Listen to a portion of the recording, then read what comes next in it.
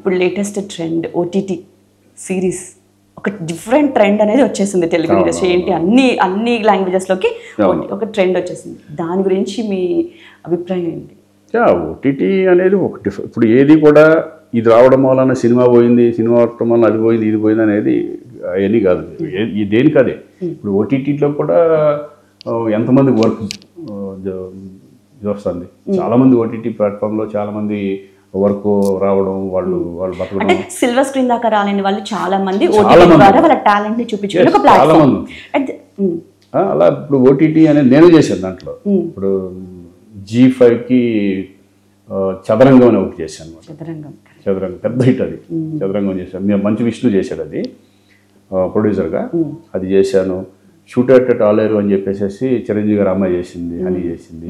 అదొకటి చేశాను. ఇప్పుడు ఒకటి జరుగుతుంది సేమ్ గోల్డ్ బాక్స్లో చిరంజీవి గారు అమ్మాయిదే. నేను ప్రకాష్ రాజ్ చేసాం. ఇంకా రిలీజ్ అవ్వలేదు అది. ఇది బట్ ఓటీటీ ప్లాట్ఫామ్ అనేది ఏంటంటే మెయిన్ ఫిల్మ్స్కి, చిన్న సినిమాలు కొంచెం దెబ్బే. ఎందుకంటే చాలా మంది ఆడియన్స్ పాయింట్ ఆఫ్ వ్యూ ఏంటంటే ఎటు ఓటీటీలో రిలీజ్ అవుతుంది కదా, రిలీజ్ అవుతుంది, థియేటర్లు చూడాలా, ఏంటి అవసరం ఏముంది అని చెప్పి చాలా మంది మైండ్ సెట్ ఉంటుంది. ఇంకోటి పైరసీ ఒకటి బాగా వచ్చేస్తున్నాయి. అన్ని రకాల చాలా చిన్న ఫిల్మ్స్కి మాత్రం చాలా ప్రాబ్లమ్స్ అనేది 100% ఉన్నాయి. ఓటీటీ వన్ పాయింట్ అనుకోవచ్చు. బట్ ఓటీటీ కూడా ఏంటంటే ఓటీటీ లేకపోతే చిన్న సినిమాలు అట్లీస్ట్ ఆ డబ్బులన్నా అట్లనే ఇస్తున్నారు కదా ఓటీటీ నుంచి. కొంత డబ్బులన్నా వస్తుంది. ఒకవేళ నిజంగా ఫ్లాప్ అయితే అది కూడా రాదు ఇక్కడ. అది కూడా కరెక్ట్. ఒక రకంగా ప్లస్, కొంతమందికి ప్లస్ అది ఓటీటీ అనేది. ప్రోస్ అండ్ కాన్స్ రెండు ఉన్నాయంటారు. సిరీస్ ఏదైనా చేసే ఇంట్రెస్ట్ ఉందా? ఓటీటీనే మన ఈ వెబ్ సిరీస్కే నేను ఆలోచించి మంచి బాగుంటుంది చేస్తాను. అమ్మో అది అంటే నేను దాని గురించి ఏంటంటే చాలా ఇంకా కష్టం అది. నన్ను అడిగితే సీరియల్స్ చాలా కష్టం సినిమా కంటే. అది మన వల్ల కాదు. అది పొద్దున్న వెళ్తే పాపం వాళ్ళు చాలా మంది ఫ్రెండ్స్ ఉన్నారు నాకు సీరియల్ చేసేవాళ్ళు. వాళ్ళు పొద్దున్న వెళ్తే నైట్ 9-10 వరకు వచ్చి మళ్ళీ డబ్బింగ్కి వాళ్ళు లోడ మాట్లాడుతానే సీరియల్స్ నిద్ర లేకుండా పొద్దునుంచి సాయంకాలం వరకు చేసుకుంటూ పోతా ఉంటారు వాళ్ళు. నాయన మనకు అయింది ఫస్ట్ నుంచి కూడా అసలు ఇప్పుడు. Apart from the film career, personal life వచ్చేప్పటికి ఊహ గారికి ఫస్ట్ టైం చూసినప్పుడు లవ్ ఎట్ ఫస్ట్ సైట్ లేదా గ్రాడ్యువల్గా ఇంప్రూవ్ అయిందా? గ్రాడ్యువల్ అంటే ఫస్ట్ చూసినప్పుడు ఫస్ట్ అమ్మాయి ఫస్ట్ సినిమా నాతో కదా, నా సీన్సే మళ్ళీ ఫస్ట్ నాతోనే స్టార్ట్ అయింది.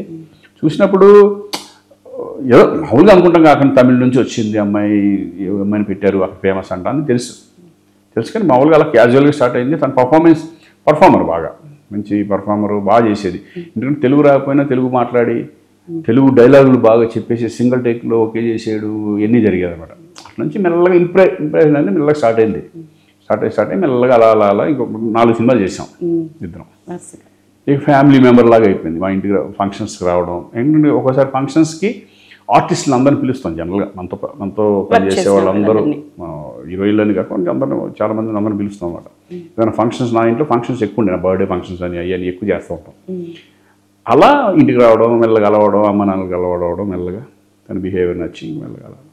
సో ఫ్యామిలీ నుంచి వచ్చింది ఆ ప్రపోజల్, మీరే ప్రపోజ్ చేశారు? ఏది ఫ్యామిలీ నుంచి అంటారు? నేనే ఇద్దరం అనుకుని వాళ్ళ అమ్మ నాన్నలకి మా అమ్మ నాన్నలకి చెప్పేసాం. అంతే సింపుల్. ఎక్కువ స్ట్రగుల్ తిరగడాలు ఏది ముందు మేము తిరగడాలు అలా ఏం లేదు. ఇంకా షూటింగ్స్ బిజీగా ఉన్నప్పుడే అనుకున్నాం. తను ఫిల్మ్ స్టాప్ చేసేసింది, తన నిర్ణయం.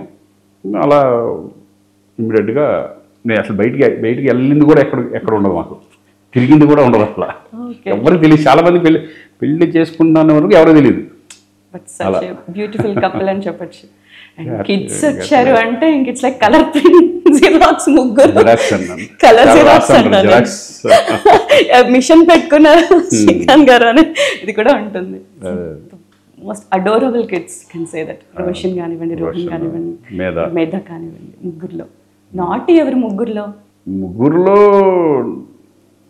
ఎవరు నాటి అనేది నాకు పెద్ద నాటి అనేది ఏముండదు. తెలియకుండా మా చిన్నోడు ఒకడు ఉంటాడు, కెలికే పెద్దాడు, బాగా మొత్తం అంతా గిచ్చి వదులుతుంటాడు, ఆ టైపు. అది తెలియకుండా డేంజర్. అది మీద సైలెంట్గా ఉంటుంది, కోపం వస్తే కోపం, ఆ టైప్ ఆఫ్.